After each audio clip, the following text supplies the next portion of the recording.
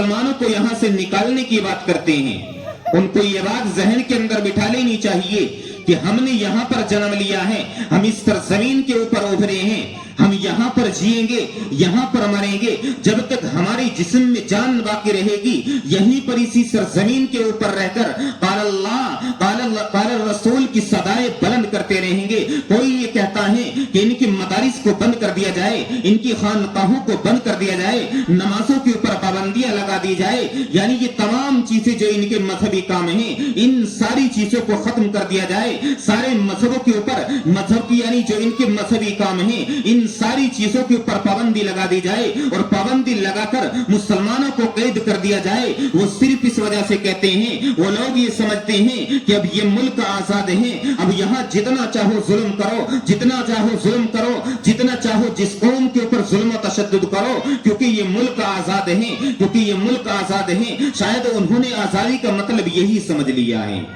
کہ اب جو چاہیں گے کرتے پھریں گے، مسلمانوں کے اوپر جتنا چاہیں گے ظلم و تشدد کریں گے، جتنا چاہیں گے جس کو چاہیں گے ستائیں گے، جتنا چاہیں گے جس کو چاہیں گے ظلم و بربریت کے اندر لا کر کے کھڑا کر دیں گے، اور جس کو چاہیں گے جس طریقے سے چاہیں قتل و غارت گری کے اندر لا کر کے کھڑا کر دیں گے، جس طریقے سے چاہیں گے جہاں چاہیں گے اس کو وہاں پر قتل کر دیا جائے گا۔ کیوں؟ کیونکہ ملک آزاد ہے۔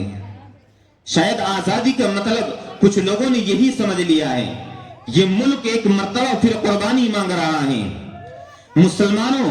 یہ دن جو آتا ہے 15 اگست کا دن ہو، یہ اسی طریقے سے 26 جنوری کا دن ہو، یقیناً وہ تاریخ تو دہرائی جاتی ہیں، اس کے ساتھ ساتھ آپ کو ایک لائحہ عمل تیار کرنا بھی ہے کہ آئندہ مستقبل آپ سے کیا چاہتا ہے، آئندہ مستقبل کے لیے کیا تیاریاں کرنی ہیں۔ آج آپ کو بتا دینا چاہتا ہوں کہ تاریخ ہمیشہ بہادروں کی لکھی جاتی ہیں، بزدلوں کی کوئی تاریخ نہیں لکھی جاتی۔ رسول اللہ صلی اللہ علیہ وسلم کے گھر میں چاہے کھانے کے لیے دانا ہو یا نہ ہو، روٹی ہو یا نہ ہو، چاہے ان کے پاس کھانے کے لالے پڑ رہے ہوں، دو تین دن گزر گئے ہوں، لیکن سامنے تلوار ضرور لٹکی ہوئی ہوتی تھی۔ کیوں؟